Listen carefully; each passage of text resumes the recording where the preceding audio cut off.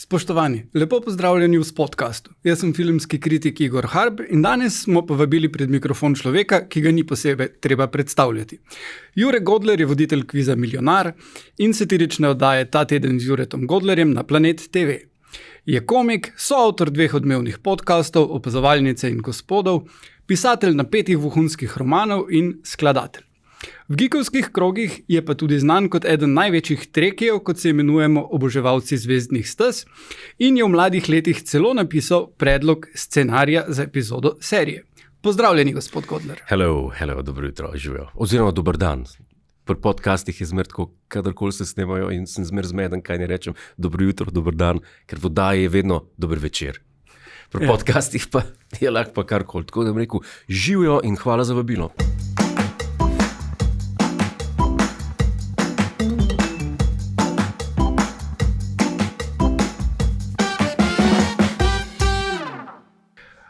Pa začniva kar z zvezdnimi stezami. Povejte nam, prosim, kako je sploh prišlo do tega, da ste napisali ta scenarij, kaj se je z njim zgodilo in seveda, kakšna je bila zgodba?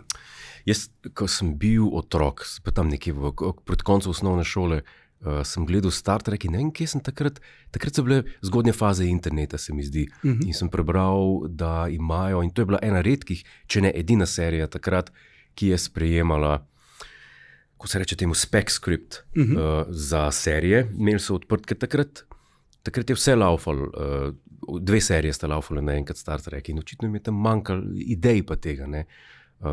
In sem, ker v Hollywoodu ne moreš poslati nikomor noben scenarij, če ne gre preko agenta. Ja. In kljub temu, da sem imel takrat 5 agentov, ne, kot v Hollywoodu, sem poslal to preko tega script submission policy in sem dobil pač zavrnilno, pač, da ni bilo nič sprejeto.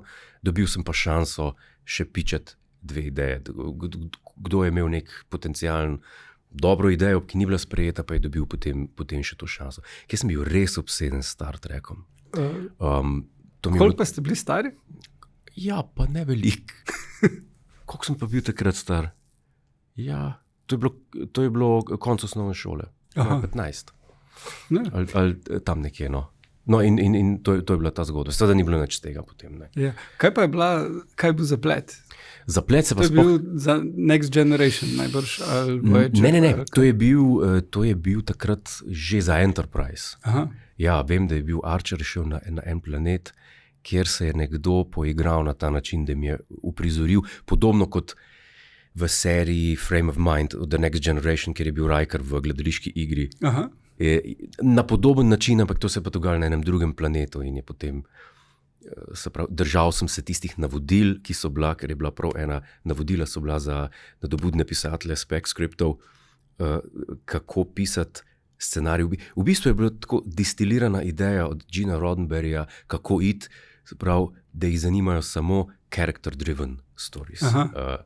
In da je mogel iti o enem liku in nič. Tako da vse spektakularne ideje, ki so jih imeli ljudje o novi invaziji Borgov, o ne vem, čem vse spektakularno, to je bilo v trenutku zavrnjeno. Tako da tisto, kar sem napisal, je bilo low budget, tako kot so bile vse epizode po ekstravagantnih epizodah. Tiste epizode, kjer se dogajajo v sedanjosti, ne? Kot je Future's End od Voyager, recimo. Tako je bila tudi moja, tako se je dogajala. Zelo, ampak ni bilo nič seveda z tega. Zdaj trenutno smo v zelo plodnem obdobju zvezdnih stez. Ravno se zaključuje Discovery, čudoviti novi svetovi, imajo ogromno navdušencev, animirani Prodigy je celo sinhroniziran s slovenščino. Več filmov se pripravlja. Kako gledate, se vam zdi to že problem saturacije, mogoče ali ste navdušeni tako kot v osnovni šoli? Nisem več navdušen. Problem je v tem, da tudi nisem več navdušen, ko gledam stare epizode, pa ne vem. To je eno, bi rekel, en simptom po moje odraščanja in spreminjanja. Ljudje se spreminjamo, zorimo, mogoče tudi stagniramo, čisto vse en. To sem doživel, ko sem bil v osnovni šoli in ena izmed izkušenj je oziroma spominov iz otroštva je, kako sva z babico gledala vsak teden novo epizodo, ko so bili leta 92, Twin Peaks. Aha, ja. Hkrati, kot so bili, so tudi vrteli pri nas. In to je najlepših spominov, ki jih imam na otroštvo. In se spomnim, ko sem bil v srednji šoli, je pa Twin Peaks končno prišel na DVD, ker drugače ga nismo mogli gledati. In kupim jaz te DVD-je, sem rekel, tole bom pa čuval, si bom pa vzel prav enkrat čas, pa bom spet pregledal vse za nazaj. In prav res se lotim gledati za nazaj in je prav čist drugačen občutek. Ne moreš oživeti nekaj, kar je iz zgodovine. In isto imam pri Star Treku. Kar se tiče novih delov Star Treka, sem pa fan Strange New Worlds zelo. Ker se mi zdi, da delajo to, kar je bil Star Trek Original Series v 60-ih. In čeprav ni mi bila všeč tista musical epizoda, moram priznati. Ne vem, moram priznati, pa nisem razumel tiste epizode, ki je bil za Prodigy, mislim, da nekaj animirano. To, ja. Ja. Tega nisem razumel. Načeloma mi je pa zelo všeč. Kar se pa filmov tiče, mi pa Beyond ni bil več všeč. Prva dva sta mi bila pa prvi sploh, ta nov 2.9 Star Trek. Nor. Drugi tudi, čeprav je že tako na tankem ledu bil, se mi zdi, z vsem skupaj, z bombastičnostjo in z vsem. Beyond mi pa ni bil več všeč. Tako da kam bo šlo pa naprej, pa ne vem. Slišal sem, da zdelajo zdaj novega, ne? Ja, mislim, da je 3 variante. Ja, ne morajo se odločiti, kaj se bo preko sled. Okay. Zdaj pa eno nepričakovano vprašanje. Kakšno je vaše mnenje o gradnji drugega bloka jedrske elektrarne? To se pa sploh nisem spuščal v te zadeve nikoli. Drugi blok, se pravi kaj? To je, da bo še ena elektrarna. Ja. Se pravi, bo več energije. Ja. Sem zelo za. Sprašujem pa predvsem zato, ker v vohunskem trilerju Dr. Nobody opišete kibernetski napad na krško nuklearko, ki se konča s taljenjem sredice in znatnim uničenjem Posavja. Zdaj prihajate z Brežic, a je ta ideja posledica nekega prirojenega strahu pred teh krajih?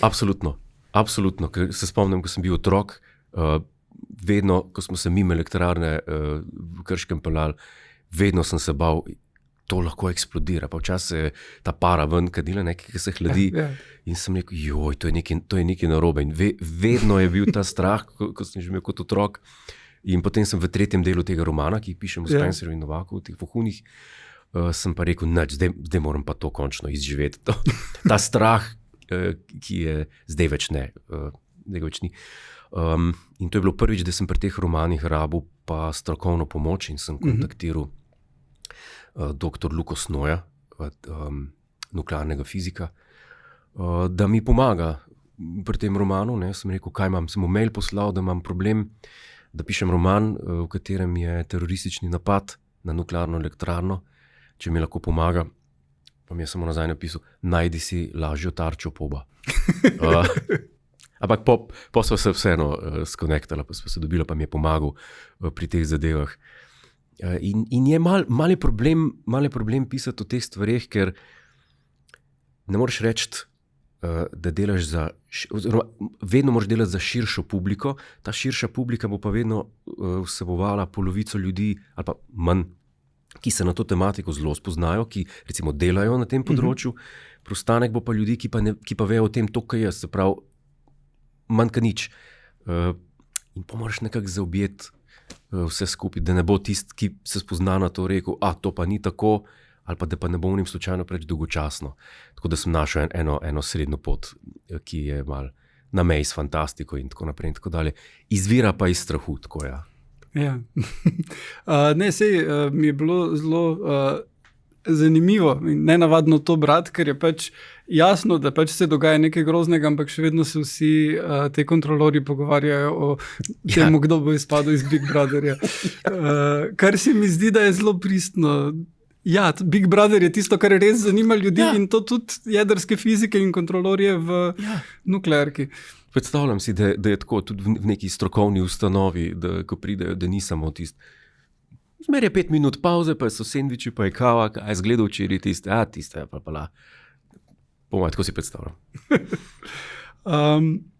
Posvetiva se še malo vašim romanom. Ste avtor 4, kmalu že 5 vohunskih romanov in ti žanrski izdelki se več kot očitno zgledujejo po Ianu Flemingu, očetu Jamesa Bonda in Robertu Ludlumu, ki je napisal Kdo je Bourne. ampak potencirajo akcije in preobrate onkraj absurda. Zdaj zgodba prvega romana je še omejena na Slovenijo, kasnejši pa poleg tega nek vključujejo padanje bomb na Belo hišo, poskus atentata ruskega zunanjega ministra in en masivni elektromagnetni napad na Francijo. Odkot navdih za te zgodbe in ali ste kdaj pomislili, da kljub temu, da je to žanr, da vseeno greste preveč v fantastiko? Jaz sem si želel napisati en roman, ki bi bil bolj zabaven, kot so romani Johna le Carreya ali pa recimo Frederika Forsytha ali pa Lena Daytona, če smo že pri tem. Hkrati pa ne tako absurden, kot je Austin Powers ali pa Johnny English, ki so skoraj parodija na nivoju izdelkov Mela Brooksa in podobno. Sem fan takih stvari, ampak na dolgi rok pa to nikoli ne paše. Tako kot Monty Python. Monty Python je fajn, tu pa tam, tako kot Tartufi, tu pa tam, ampak da bi pa konstantno to bil, pa ni neke podlage resne. Meni se pa zdi, da rabi tudi komedija neko podlago, na kateri se stvari lahko potem razvijajo. In sem razvil ta dva agenta in sem prav hotel po tej meji hoditi med absurdnim pa med resnim, ker romani Iana Fleminga to v osnovi niso vohunski romani, to so avanturistično-akcijski romani. Predvsem so pa to, in tega po moje se danes zelo težko zavedamo, brat Iana Fleminga je bil avtor potopisov.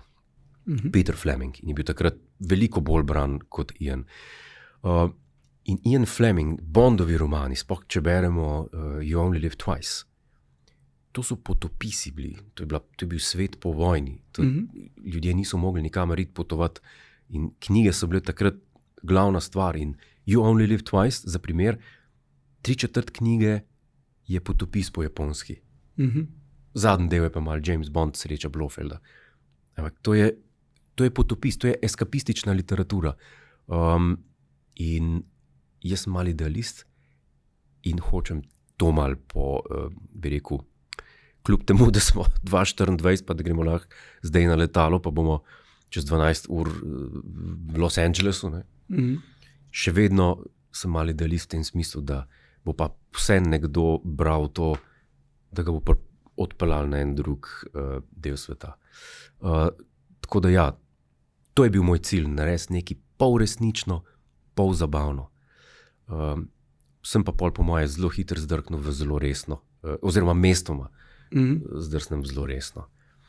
Tako da to je bil pa v osnovi cilj moj. Ja, to je ravno naslednje vprašanje, da ne glede na to, kako neverjetno je dogajanje, pa je ena geografska natančnost, recimo, kako dolgo rabiš od ne vem kje do Albertine na Dunaju in te stvari, koliko truda vložite v to, koliko raziskujete? Truda gre do te mere, da ne pišem o stvarih oziroma o krajih, kjer nisem bil. Oziroma, lažem. En delček v 3. romanu se dogaja v kraju, kjer nisem bil, in to je v kleti od ruske obveščevalne v Moskvi. Ali sem? Ne, nisem bil. Tam nisem bil, ampak to je en prolog, kjer se zelo kratko nekaj zgodi. No, mislim, tudi v bunkerju od Bele hiše se dogaja, da je od 4. romana. To sem pa videl na West Wingu. Ne pišem o krajih načeloma, kjer se glavnina knjige dogaja, kjer nisem bil. In če si, po moje, če vidiš nekaj v živo, je veliko lažje napisati. Pri stvareh, kjer pa, recimo kot je bila nuklearna elektrarna in to, takrat pa zelo rad poiščem pomoč, da je čim bolj verodostojna, pa da so vsaj neki podatki verodostojni. V Casino Banal je recimo, ne vem, glavna tematika alkoholizem, glavnih dveh junakov, to sem sam naredil research. Tle nisem rabil pomoči, oziroma z enim prijateljem sva naredila research. Pri drugem romanu so biološka orožja, pri 4. je pa nuklearna podmornica.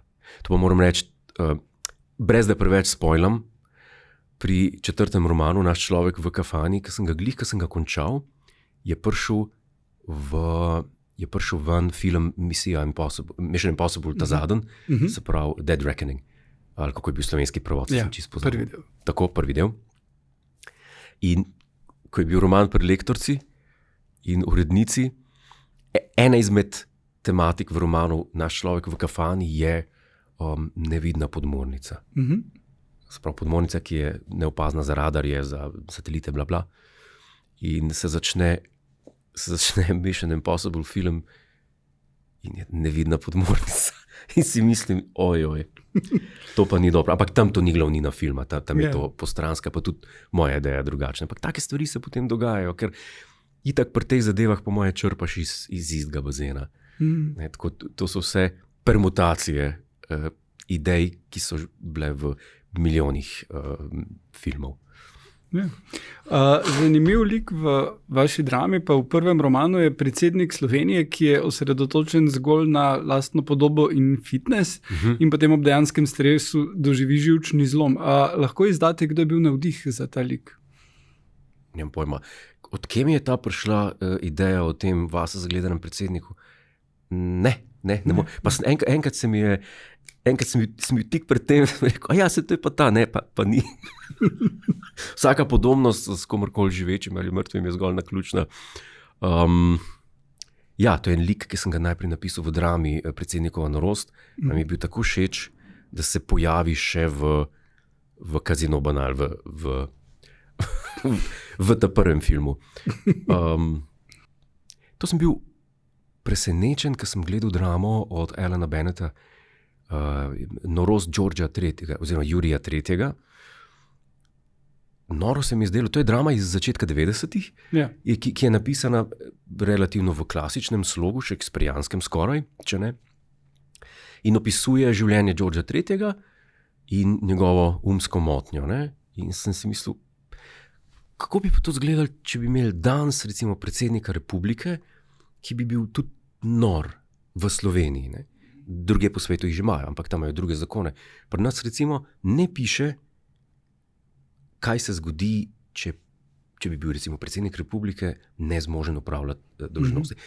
Piše, da je zadržan, ampak to pa ni natančno definirano, kaj to je. In potem sem to idejo razvil v to dramo, ampak on res kaže hude simptome neke duševne motnje. In kar naenkrat se je poklopila cela drama in sem bil zelo ponosen na to. Največ naših gledalcev vas pozna po tedenski komični novičarski oddaji, ki nosi vaše ime. Zdaj koncept je podoben kot pri Daily Show, ki ga zdaj ponovno vodi Jon Stewart, kjer vzamete zgodbe iz aktualnih novic in jih pokomentirate na komičen način. Zdaj, meni osebno se zdi, da je vaš slog vodenja po humorju še najbližje Conanu O'Brienu, ki se je pred 3 leti poslovil iz tega posla, ampak kdo je bil vaš vzornik, ko ste pred 9 leti začeli ustvarjati ta teden z Juretom Godlerjem? Dejansko je bil vedno Conan. Zaradi tega, ker sem bil na CNBC, to se spomnim na satelitski, ko sem bil otrok, je bilo vsak vikend, soboto pa nedeljo, so bile 3 epizode Conana, ponovitev iz NBC-ja, in 3 epizode Jay Leno, ki je imel takrat The Night Show, Conan je imel Late Night. In po moje leta in leta tega gledanja, po moje sem se najbolj navzel humorja od Conana, ker je bil pozneje na sporedu v Ameriki, se pravi, tista oddaja The Night Show, tega si Slovenci ne predstavljamo, kdaj je to na sporedu v Ameriki. Ne? Mislim, da bo 10. Ne, o pol polnoči. Je The Night Show. In Letterman. Mislim, da je odvisno, da na vzhodni obali je kasneje kot na zahodni. A je tako? Mislim, da je neki... Mislim, da je bil vedno format, se pravi, sporedno, ko sta laufala Letterman na ABC, The Night Show na NBC, da je to vedno ta late night slot, ki se začne v pol polnoči, oziroma 23:35 vedno. No, Conan je bil pa vedno ob 1:30 zjutraj na sporedu in je bil zaradi tega bolj eksperimentalen v svojem humorju in tako. Ampak danes, po moje, že tisti ni več eksperimentalno, kaj je Conan takrat delal. Moram pa reči, da mi je pa najbolj se zasidralo. Politično-satiričnih oddaj, John Oliver, Daily Show in kaj še podobnega, nisem nikoli gledal. In tudi niso me bile blizu. Gledal sem par epizod takrat, ko smo štartali s to oddajo, ker na začetku smo se le zgledovali nekako malo po temle John Oliver, ampak jaz nisem ciljna publika tega, to ni nekaj, kar bi jaz gledal. Nikoli bilo. Tudi zdaj z oddajo po 10 letih se mi zdi, da smo se bolj, je politika v drugem planu, pa satira. Je v prvem planu zdaj bolj nekako late night, oziroma kako bi rekel temu po slovensko. Ta stil humorja, ki je pač televizijska oddaja, kjer so domislice, šale, parodije in tako naprej. Mogoče še en lik tu pa tam, ne pa več to politično-satirična oddaja, ker se mi zdi, da politika, pa ne moram reči točno kdaj, ampak gotovo se je pa to zgodilo enkrat po 2015, pa ne samo pri nas, ampak na celem svetu, je ratala tako brezsramna, da je enostavno in zares težko delati parodijo iz tega. Ker na vseh strani so neke skrajnosti, tisti, ki pa te skrajnosti zaznamujejo oziroma predstavljajo, jih razpihujejo naprej, so pa tako brezsramni v svojem početju, da jih lahko samo pokažeš, pa je že efekt. Ne rabiš parodije več delati na tega.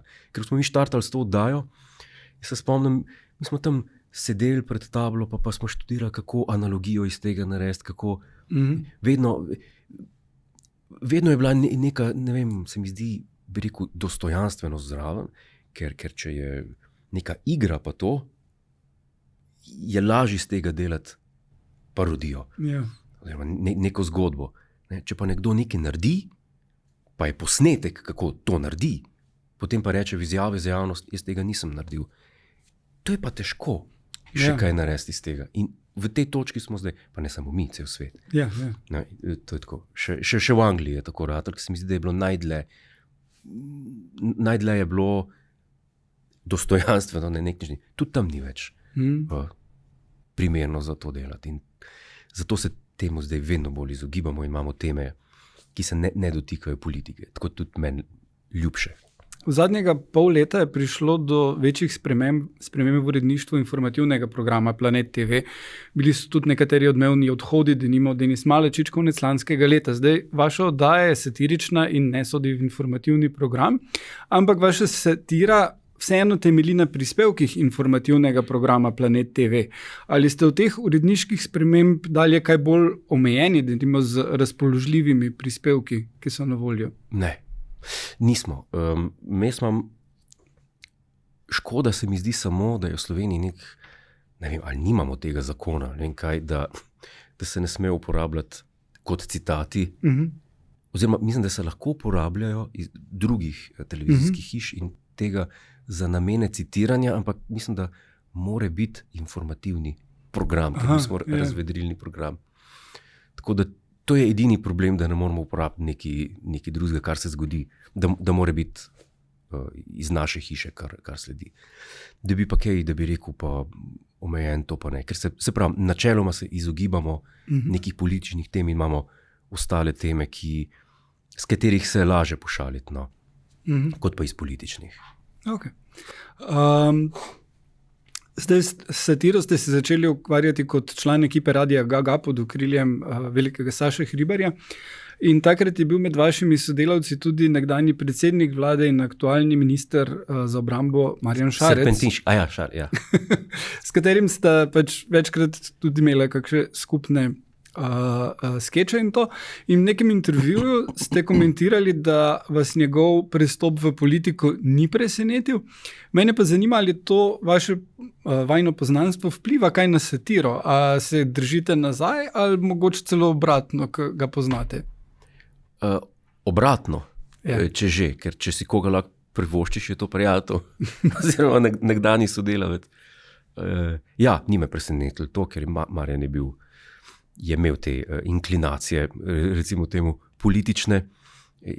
Včasih je v zaodrju imitiral kakšne svetovne voditelje, kako hodijo pa to, pa kako se gibljajo. Spomnim se ga je to, tako da najprej je bil župan, mislim, da sem rekel, no, končno, sem bil takrat v Ameriki, ko je šel Marjan za župana in sem rekel, sem ga videl tam v eni gostilni, ko je zmagal, ko je tako delal. Ta poza pa izhaja iz Romunije. Tako da ja, tu pa tam ga še srečam. Mislim, da uživa v tem, no? Da je izživel to željo po politični figuri. To se mi zdi, da si je želel. Biti politična figura. In to mu je zelo lepo uspelo. Mislim, da ima vsak človek enkrat v življenju priliko, da spremeni kariero. Tako, ne bom rekel za 360 stopinj, ampak recimo za 180. Tako, res kapitalno. Večkrat se mi pa zdi, da pa to ne gre narediti. Da bi šel zdaj recimo po politični karieri pa še za slikarja. Po moje to ne bi bilo več okusno. Ste tudi voditelj kviza Milijonar in mene je že od nekdaj zanimalo, ali se je treba kdaj zadržati, da ne bi z namigom pomagali tekmovalcu, ki se zmoti pri posebej očitnem vprašanju. Koliko je treba ene samo kontrole? Jaz lahko pomagam, mislim, da pri prvih 3 vprašanjih lahko to je po Bibliji kviza. To se sme, naprej pa ne. Problem je bolj ta, da se verjetno jaz tudi zmotim takrat. To se mi je že zgodilo, da je bilo vprašanje, koliko kmetov je na začetku na šahovnici. Pa je bilo 8, 16, ne vem koliko. Pa prav 8, pa se rečem, ja, valjda 8, ne. Ja, pa ni bilo 8, je bilo 16. Tako da velika šansa je, da če je tekmovalec napačno tako z glave odgovoril, da sem tudi jaz na njegovi strani. Tako da to redko opazim. Je pa res, da včasih je pa nekdo že res visoko, pa je vprašanje, na katerega se spoznam. Z mojega področja. Pa ne ve, ali pa se nagiblja na napačno stran, bom priznal, takrat si mislim, joj. Tisti občutek je grozen, no? Ker veš, da ne smeš pomagati, ker potem ne bi bilo fair, bi mogel sem pomagati. Tako da takrat, tiste je kar naporno, takrat ponudim, če je že kakšen zasilni izhod, to lahko naredim, ne? Lahko vprašam brez, potem pa kakorkoli razpozna, ali da ga hočem stran spraviti od pravega odgovora, ali pa da mu pomagam, to je njegov problem. Ampak je pa to najtežji del. Oziroma ne, najtežji del tega kviza je biti moralna opora ljudem, ki pridejo tekmovati. Ker ogromno njih, pa to si po moje, če si doma pa gledaš ta kviz, si ne predstavljaš, ampak ti, če nisi kamer vajen, nisi vajen publike, prideš v studio, kjer je 7 kamer, kjer je milijon luči, kjer je publika na vsaki strani, potem moraš pa še vprašanja odgovarjati. Vprašanja, ki bodo slej ko prej postala tako težka, da še rekel, ne vem več. To je ogromen stres. In ljudje mi ustavljamo čas na 3 minute, ker jim teče ljudem dol, ker enostavno so že mogli majčke menjati, pa take stvari, ker so bile mokre. To je hud stres za ljudi in tu največ pomagam, se mi zdi, no, da sem zaveznik tekmovalca, ki bere vprašanja, ne pa nekdo, ki jih bo pa še poleg vseh teh stvari, ki sem jih naštel, pa še v glavo klubu. To se mi ne zdi, no. Koliko je pa potem vaše veselje, kadar nekdo dejansko zmaga? Zmagal še noben. Mislim, zmaga. Dobil večjo količino, ne? Večjo količino denarja. Jaz sem presrečen, če nekomu to uspe. Ker res zasluženo, ker vprašanja so težka, ne? In smo ena izmed, pa nam rekel, nerazvitih držav, ampak držav, kjer je recimo temu marketinški, oglaševalski proračun relativno nizek, ne, na prebivalstvo in včasih kdo reče milijonar, ja, glavna nagrada pa 100,000 evrov. Dragi moji, 5-6 držav je na svetu, ki imajo milijonarja, da imajo milijon za nagrado, vse ostale imajo manj, tako kot mi. Ne? Oziroma imajo milijon v svoji valuti, ampak ja. Ali pa več milijonov v svoji valuti. Ne? Hrvaška recimo, ko so šli na evre, imajo zdaj tudi cirka, mislim, da je malo več kot 100,000 evrov, ali koliko imajo, ali imajo celo 100,000 evrov tudi nagrado. No, tudi več nimajo milijonaša, ne, za 100 tisoč. Ampak, se pravim, to je pač posledica, bi rekel, števila prebivalcev pa vsega tega. Majhnosti. Zdaj pred vami sta med drugim kviz vodila Jonas Žnidaršič pa Slavko Bobovnik. Pa še en. Pa Boštjan Romih. Ja. In vsak ima en svoj značilni slog. A ste se kdaj zgledovali po njima ali pa ste mogoče iskali navdih pri Jeremiju Clarksonu, ki zdaj vodi na BBC-ju, ali pa celo pri Anilu Kapurju, ki je igral voditelja v Slumdog Millionaireju? Ne, po Clarksonu se ne. Clarkson je preveč korpulenten. Prej bi rekel po Chrisu Tarrantu. Ker sem gledal Milijonarja, ki je bil ta prvi voditelj. Ja. In Chris Tarrant je bil prvi voditelj Milijonarja. Sploh, leta 97. In se mi je zdel tudi najboljši, zaradi tega, ker je najbolj predstavljal to, kar kviz Milijonar je.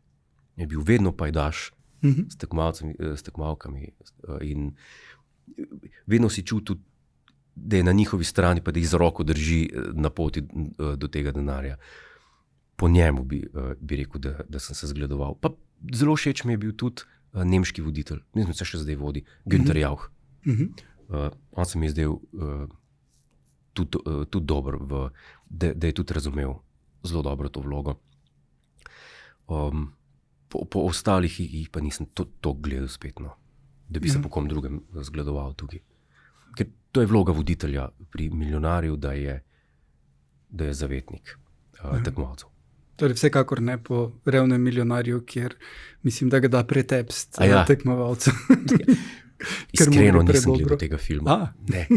Vem, zakaj gre, oziroma sem ga začel gledati, pa sem zaspal. Jaz imam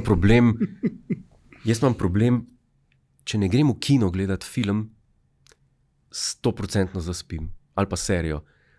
Kakšni sitcomi še grejo, 20 minut že zdržim, ne, ampak kar je pa več, pa vedno zaspim. Ta sindrom to imamo v družini, mislim, da vsi, da ko se usedemo pred televizijo, da zaspimo, ne glede na to, kaj se dogaja. Tudi če je 24, ta serija s Kieferjem Sutherlandom, ki je narejena tako pač, da te plasika vsako minuto, toliko veliko se dogaja, pa toliko šokantnega, ampak nič ne pomaga. V meni fazi. Kaj pa šport? A če bi gledal šport? Ja. Ne, to pa sploh ne. Golf gledam. To pa začuda ne zaspim. Ja. No, ja. Mislim, da to golf veliko ljudi uporablja, ker ne more zaspati, premagati. Ja, ali pa šah.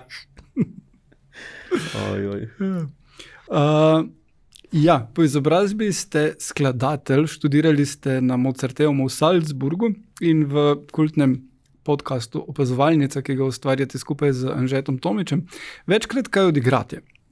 Ampak ali se onkraj tega kaj več ukvarjate z glasbenim ustvarjanjem? Ne več. Odkar so prišle te oddaje, pa odkar sem začel knjige sploh pisati, se ne zgodi več. Če bi kdo kaj naročil, kakšno kompozicijo, to bi še skomponiral, da bi se pa sam ukvarjal iz ljubezni do muzike, to pa enostavno nimam več časa, ker še to še to, kar delam, komaj izvozim. Moje, če bi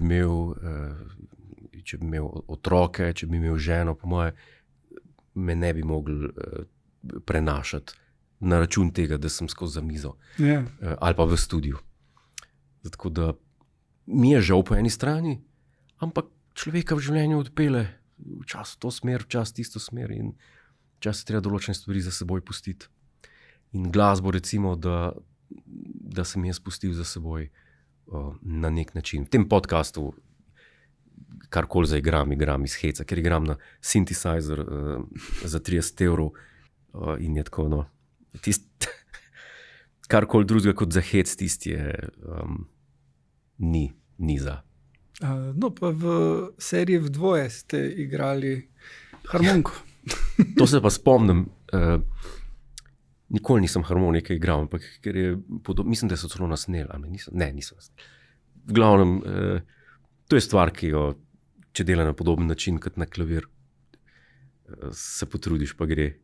Drugih inštrumentov, pač violino pa violo sem še igral. No. To je bilo nekako poleg klavirja. ampak se pravim, zdaj pa ne več toliko. Ja. Zdaj, ko sem omenil to vlogo, v filmih ali pa serijah se pa zelo redko pojavljate, kljub temu, da bi rekel, da kot televizijsko osebnost vas vabijo, ali kako? Ne. Spomnim se, da sem delal nekaj časa nazaj ene par teh risank, sinhronizacije. Horton, Dr. Seussa, ki je bil, ki sta bila Steve Carell pa Jim Carrey, tista risanka, ki je bila takrat, se mislim, da je bila še polena, ne? To štancajo. To sem delal, sem se kar zabavil, da bi pa tako igral, to je pa res, to sem pa bolj mal. Edina stvar, ki se spomnim, da je bila res mal večja, v kateri sem igral, ampak to je bilo takrat, koliko sem bil pa star, lih čez 20, Prepisani na Siolu. Ja. Je bila tudi Jonas Žniršič je napisal ta scenarij. Najbolj žal mi je pa bilo, ker smo posneli 2 sezoni, druga ni pa nikoli prišla ven, se mi zdi. Je bila samo prva in druga je bila pa kar bolj vznemirljiva, se mi zdi. Ampak to smo snemali 2006. Ja. Na IMDb sem opazil tudi, da ste posneli, režirali nek film kratek, neki Godcock. A je mogoče pomota not na IMDb? Ne, to ni porno bilo. Godcock sem enkrat posnel, ne hecam se. Kaj pa sem to? Možno, da je bilo, enkrat je bil natečaj je bil za kratki film. Ne vem, kdo ga je organiziral. Mislim, da je bilo to nek kratek skeč. Ja. A prav res piše, da ja, ne vem, da je to. Režiser. Ja. Okay. Tako da, če lahko pred koncem. Zdaj, pa poleg glasbe ste študirali tudi angleščino na Filozofski fakulteti. Ja. Kjer ste poskrbeli za dvig ravni znanja angleške historične slovnice med študenti. Kot Brut ste namreč imeli eno stand-up točko, v kateri ste razglabljali, kako preprosto naj bi bilo narediti izpite pri določeni profesorci, ampak ko je ta videla točko, ti izpiti niso bili več trivialni. A je bil to vse skozi nek masterplan? Jaz se tega iskreno povedano ne spomnim. Mnoge generacije anglistov se spomnimo. Vem, da sem imitiral enega profesorja in preden sem ga imitiral, ne vem, izpit 2, sta šla normalno skozi, pa ne več. In res je tudi, da nisem bil dolgo na angleščini, ker mi je bila želja takoj iti v Salzburg na Mozarteum, ampak ne vem, kaj je bilo takrat, da nisem mogel iti isto leto, zato sem šel tisti čas na angleščino. Malo sem z rezervo jemal vse skupaj, ampak sem se pa lepo imel. Vem pa, da je bila neka točka, da sem imitiral profesorje, pa neki, ampak detajlov se pa ne spomnim. In mogoče boljš ne odpirati starih ran. Ne vem.